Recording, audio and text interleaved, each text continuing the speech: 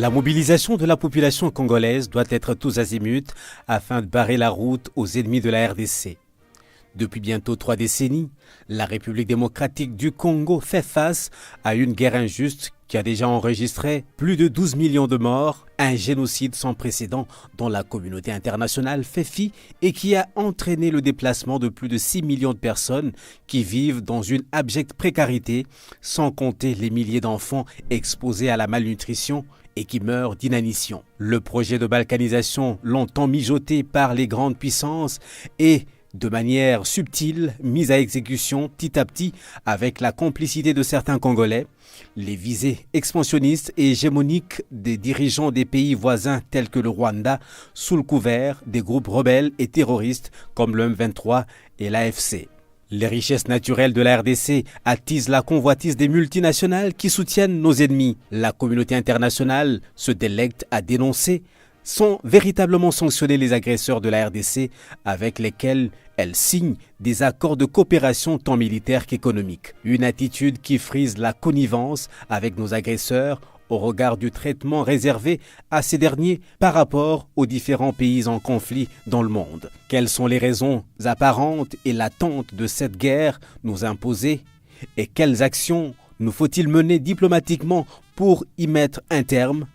Léonard Chiao Kitundu, sénateur et ancien ministre congolais des Affaires étrangères. L'argument principal qu'invoque notre agresseur, c'est d'abord le fait que nous hébergeons sur nos territoires les fameux FDLR, le Front démocratique de libération du Rwanda.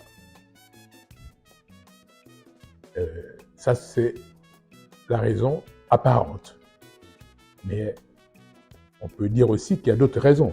C'est-à-dire, à travers ce prétexte, l'agresseur en profite pour exploiter illicitement les différentes richesses dont regorge cette partie de la République démocratique du Congo, notamment les minerais critiques, et je pourrais même dire stratégiques aujourd'hui. Alors, ce qu'il faut, c'est nécessairement arracher le prétexte avancé par notre agresseur et inverser notre situation sur le plan diplomatique. Parce que la diplomatie, c'est aussi la poursuite de la guerre autour de la table. Le président de la République a presque été partout pour défendre la cause de la République démocratique du Congo. Mais je félicite aussi la montée en puissance des forces armées de notre pays pour la défense de la souveraineté de la République démocratique du Congo. Il faut agir de deux manières. Non seulement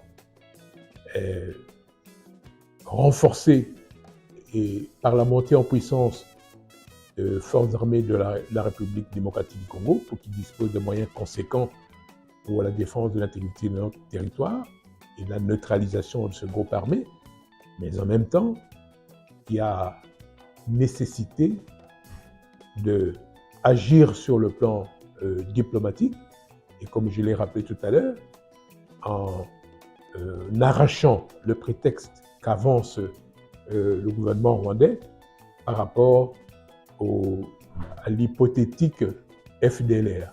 Certes, le président Félix-Antoine Tshisekedi ne cesse de démontrer sa détermination sur la voie de la résolution définitive et durable de cette guerre. Mais il s'agit d'une question qui touche à l'intégrité territoriale de notre pays et toute la population congolaise. Tous les acteurs sociopolitiques devraient se mobiliser contre la balkanisation de notre pays et l'exploitation de nos ressources naturelles. Il faut sensibiliser toutes les couches sociales et il revient aux politiques de prendre la mesure de la chose, affirme Constant Moutamba, opérateur politique et président de la dynamique progressiste révolutionnaire DIPRO. Mais il faut sensibiliser, populariser la guerre. Pousser les citoyens congolais à comprendre que cette guerre vise plutôt à balkaniser la partie est de notre pays. C'est une guerre de minerais.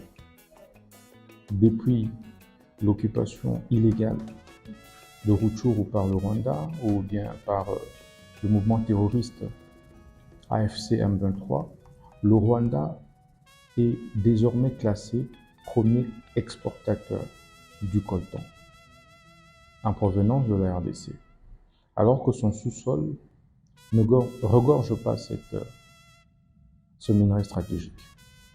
Et l'idée de M. Kagame est maintenant de carrément annexer cette partie de notre territoire à son territoire rwandais. C'est une question d'intégrité territoriale de notre pays qui nécessite l'implication de tous.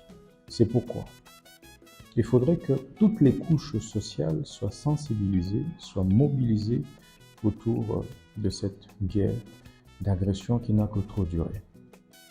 Il revient aux politiques de prendre la mesure de la responsabilité, la mesure du danger qui guette notre pays. Il revient aux journalistes de faire leur part.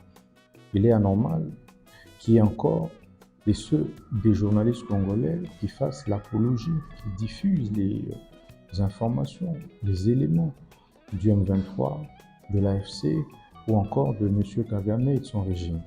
Jamais un journaliste rwandais ne ferait ça. Il est anormal que dans nos différents groupes des réseaux sociaux, en l'occurrence WhatsApp, que vous trouviez des Congolaises et Congolais qui se donnent le luxe de partager les informations du mouvement terroriste AFC M23. Et c'est pourquoi il est impérieux de demander à tous les administrateurs de groupe, qu'il faut par ailleurs sensibiliser, de retirer tous ceux qui véhiculent ce type d'informations. Et pour des groupes qui se seront, par exemple, montrés résistants, de pouvoir se retirer, pousser les Congolais à se retirer, comme je l'ai fait d'ailleurs moi-même, dans tous les groupes WhatsApp, Facebook, où l'on diffuse allègrement les images des terroristes qui pillent, tuent nos compatriotes à longueur des journées. Les médias congolais ne sont pas en reste. Ils ont également un rôle à jouer pleinement dans la sensibilisation et la mobilisation de l'opinion tant nationale qu'internationale. Car il n'est pas ici question de défendre un pouvoir, mais une nation en danger, précise Willy Kalengai, directeur général du groupe de presse Géopolis. Nous pouvons faire l'erreur de croire que ça ne nous concerne pas. En même temps, nous pouvons faire l'erreur de croire que ça nous concerne trop. Non, les médias doivent jouer leur partition. Quel est notre rôle? Nous devons d'abord nous renseigner suffisamment sur ce qui se passe. Nous devons avoir l'accès à l'information de manière exhaustive. Nous devons avoir des grilles de lecture qui correspondent à notre identité en tant que citoyens. C'est vrai que nous avons des grilles de traitement d'information, nous resterons professionnels, mais nous sommes des Congolais. Ça signifie que ce qui touche le Congo devra aussi nous interpeller. La presse, certes, elle est mobilisable. La presse, ce n'est pas l'armée. La presse, ce n'est pas le gouvernement. La presse, ce n'est pas le parlement. Mais la presse a un pouvoir important. C'est lui d'éveiller les consciences, de maintenir la mobilisation, parce que c'est nous qui avons le choix éditorial. Nous savons ce que nous mettons dans les manchettes. Si nous ne mettons pas dans nos manchettes cette question de l'agression de manière régulière, elle va disparaître dans les temps de la population. C'est à nous. Je remercie, je vois certaines télévisions qui mettent pratiquement tous les jours, qui reviennent sur cette question. Elle n'est pas redondante, cette question, elle est grave. Nous sommes au début d'une longue et profonde guerre. Et si nous cessons de nous mobiliser, eh bien, nous allons être emportés. La presse doit jouer son rôle. Elle est d'abord professionnelle. Il faut que nous soyons des professionnels. Nous ne devons pas tomber dans la fabrication des infos, nous ne devons pas tomber dans la manipulation. Nous devons dire des choses telles qu'elles sont, tout en tenant compte de l'état dans lequel notre état se situe.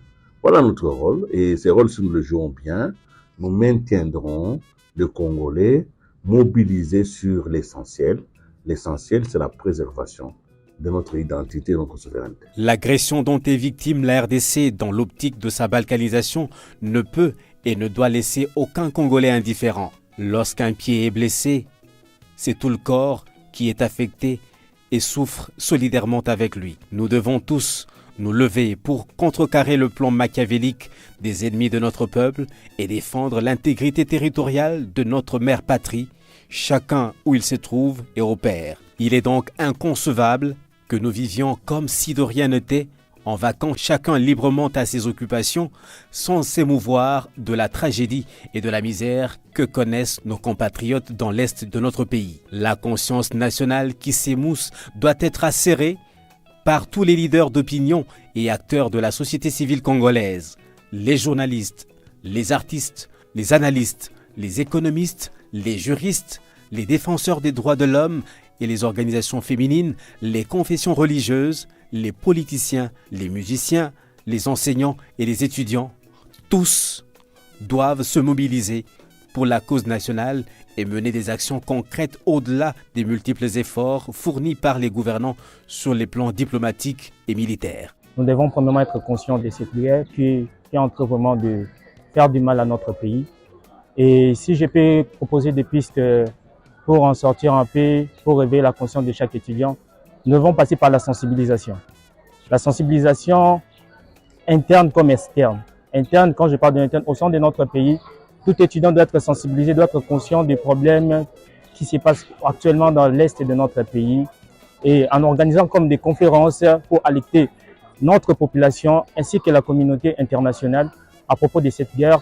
Nous pouvons organiser des événements, des débats pour chercher en fait des solutions pratiques. La RDC aujourd'hui a besoin de cet étudiant qui pourra aujourd'hui nous faire entendre sa voix pour évidemment cesser cette guerre en formant de forums, en organisant des activités, des développements pour aider l'humanité à se relever parce que évidemment la guerre de l'Est nous concerne tous, ça touche même le côté famine de la RDC. En tant qu'étudiants, nous sommes aussi des révolutionnaires. Alors je pense qu'un révolutionnaire négocie. En fin de compte, il faudra aller en guerre pour finir parce que si on veut la paix, il faut préparer la guerre. Je suis d'abord congolais, je dois avoir ces soucis-là de nos frères, nos sœurs qui meurent chaque jour à l'est du pays et c'est là où nous fait en fait mal. Nous devons d'abord nous unir, avoir cet amour-là, donc de marcher même pour nos frères et sœurs qui meurent chaque jour. Nous n'avons que le Congo comme pays que Dieu nous a donné. Unis, nous sommes forts. Levons-nous et battons-nous pour défendre notre patrie, cet unique et grand territoire que nous avons en héritage et en partage et que nous ne pouvons développer sans la paix pour le léguer aux futures générations comme nous l'avons reçu de nos aïeux.